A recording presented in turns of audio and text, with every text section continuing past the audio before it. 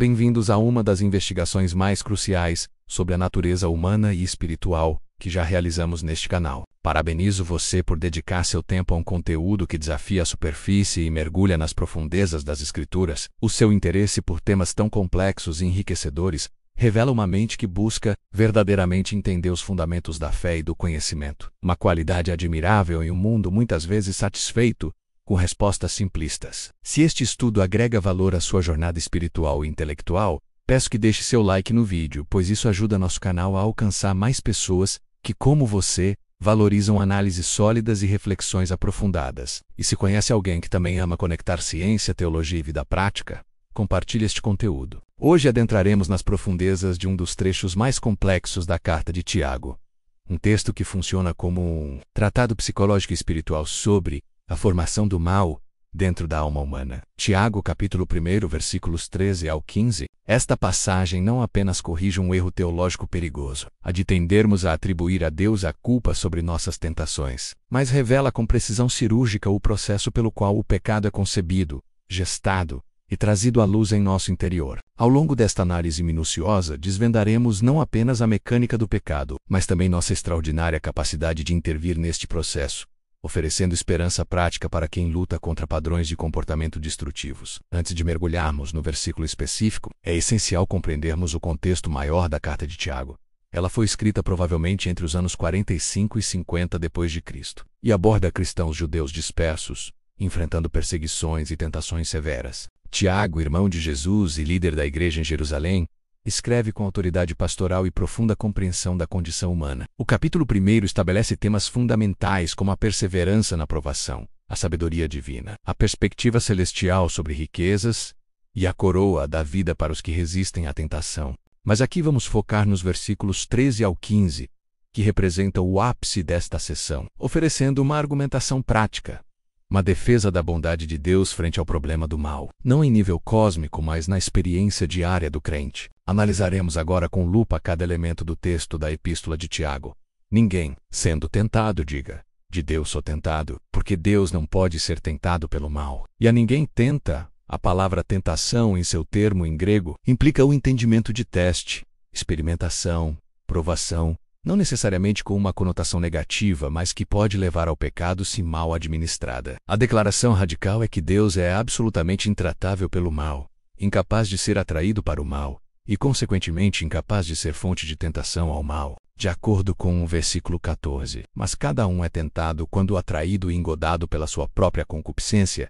Este trecho traz uma combinação violenta de dois termos gregos, e seu entendimento significa ser arrastado para fora de si mesmo, fisgado como um peixe por isca enganosa por sua própria paixão descontrolada.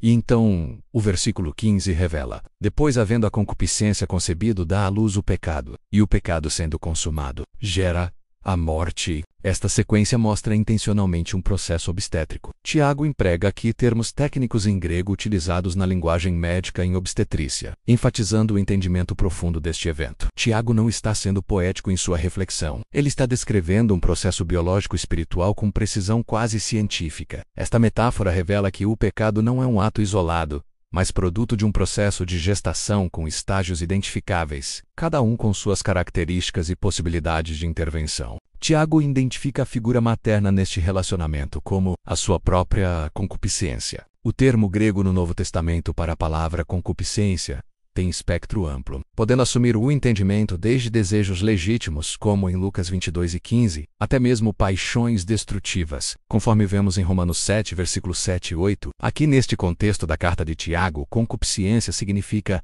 um desejo desordenado, uma paixão que ignora os limites morais. Esta figura materna reside no núcleo de nossa personalidade caída, o que os teólogos reformados chamariam de influência persistente do pecado original. Os ortodoxos chamariam de paixões da alma, e a psicologia moderna identificaria como impulsos do inconsciente não integrados ao ego. Agostinho, em suas Confissões, descreveu esta realidade. Minha concupiscência era minha mãe e eu nasci nela das trevas da minha alma. Esta maternidade interna é ativa. Ela não apenas recebe, mas atrai, seduz, gera. Por outro lado, vamos pensar um pouco, se entendemos que a concupiscência é a mãe do pecado, quem então seria o pai neste casamento do mal? Embora Tiago não o nomeie diretamente, Toda a narrativa bíblica revela diversas evidências das influências paternas ao pecado. A primeira epístola de Pedro 5:8 afirma que Satanás é o nosso adversário pessoal. A primeira carta de João 2:16 explica que o mundo está sistematicamente organizado contra Deus. Além de Efésios 6:12, que apresenta as estruturas espirituais da maldade, quando diz que, porque não temos que lutar contra a carne e o sangue, mas sim contra os principados, contra as potestades,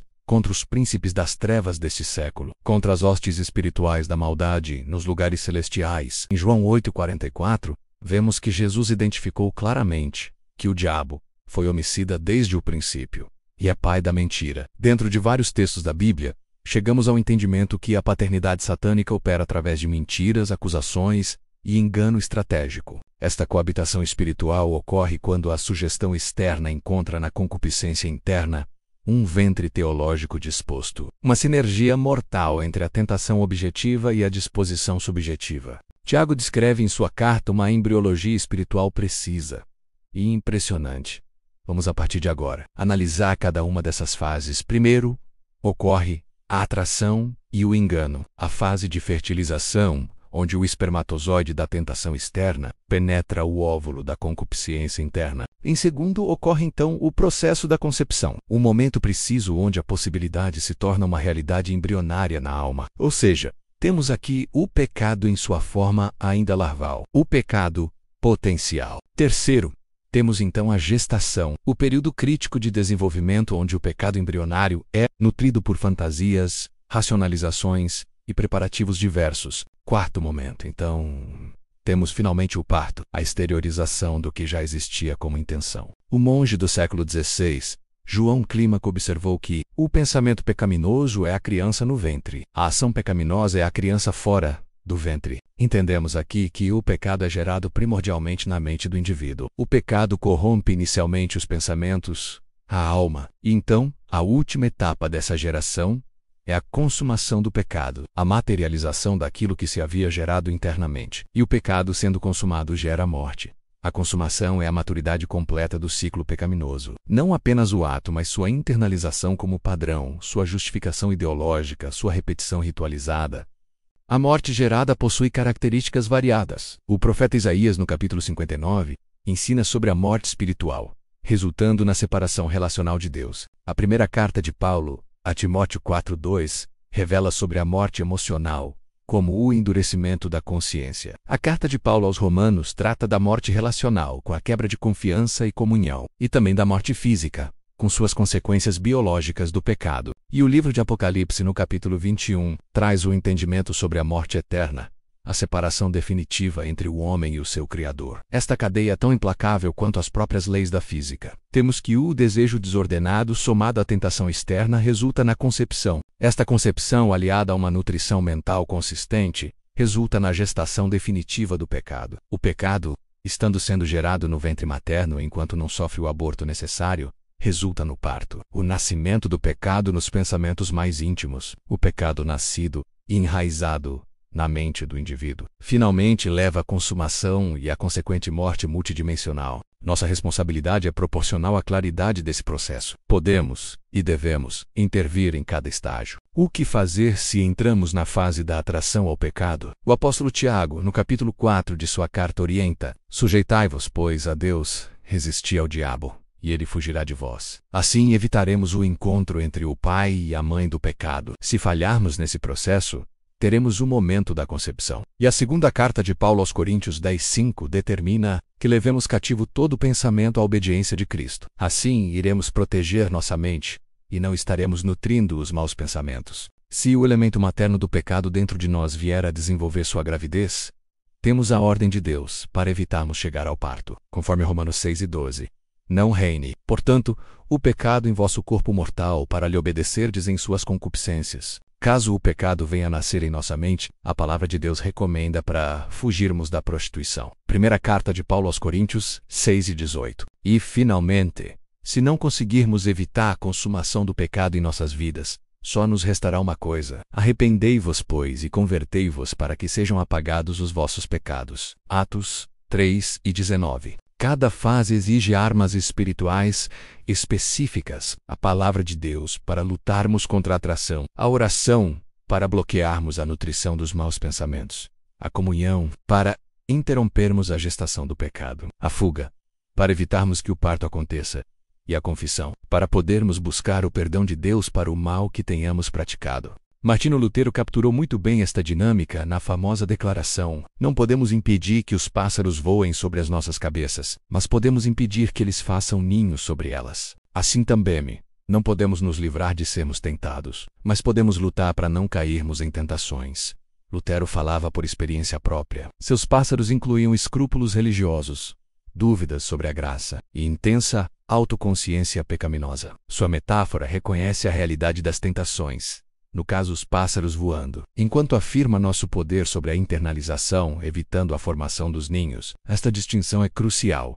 Tentação não é pecado, mas o acolhimento da tentação é o início do pecado. Conforme pensadores antigos, o primeiro pensamento não é nosso, mas o segundo pensamento já é nossa responsabilidade. Da rica tradição cristã, extraímos diversas estratégias de grande valor. Devemos ser sempre vigilantes, termos atenção constante aos movimentos da alma. Devemos ter a habilidade de discernimento, sabendo distinguir entre pensamentos de Deus, pensamentos de nós mesmos e pensamentos do inimigo. Precisamos aprender a guardar o coração, protegendo nossos afetos e desejos. Temos a necessidade de mantermos o foco dos nossos pensamentos em Deus, com a lembrança constante da presença divina em nossas vidas. Quando as coisas saem do controle, devemos confessar nossos pecados com humildade e transparência. Devemos manter uma prática constante de oração, com a invocação contínua do nome de Jesus no nosso cotidiano. E finalmente, precisamos manter uma rotina fiel de leitura espiritual, meditando e procurando praticar a palavra de Deus revelada nas Santas Escrituras.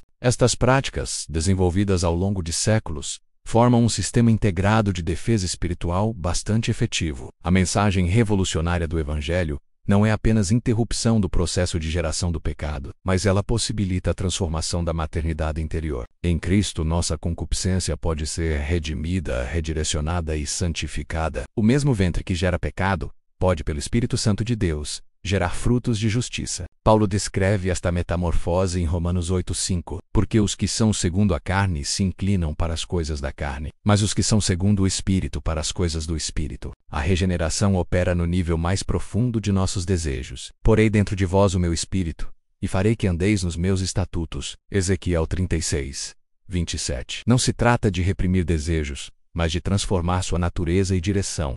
Por outro lado, um dilema ainda persiste. Se Deus é soberano sobre todas as coisas, como podemos ser responsáveis pelos nossos pecados? A resposta bíblica mantém uma tensão criativa. Deus permite a tentação, como com Jó, mas nunca é seu autor. Tiago 1:13. Ele estabelece limites, oferece escape e trabalha redentivamente mesmo através das consequências do pecado. Romanos 8:28. Tiago mostra ainda que a tentação, de forma paradoxal, pode se tornar um meio de aperfeiçoamento, quando resistida na dependência de Deus. Como José disse a seus irmãos: vós na verdade intentastes o mal contra mim, porém Deus o tornou em bem. Gênesis 50:20. A soberania divina não anula a responsabilidade humana, porém antes a torna significativa. Concluímos este tema retornando a Tiago com uma nova compreensão. Seu ensinamento não é para condenação, mas para libertação. Ao mapear precisamente o processo do pecado, a palavra de Deus nos dá poder sobre ele. Conhecer a embriologia espiritual do mal é possuir ferramentas para interrompê-lo em qualquer um de seus estágios de desenvolvimento.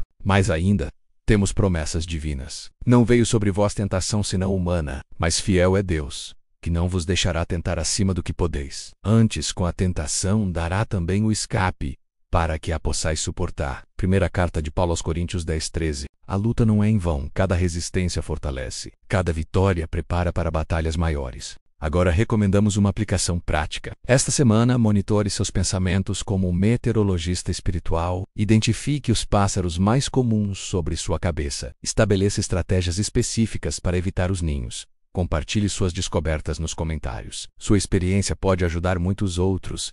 E lembre-se, você não está sozinho nesta luta. Deixe seu like e se inscreva no canal para continuarmos esta jornada de transformação prática à luz das Escrituras. Até o próximo vídeo.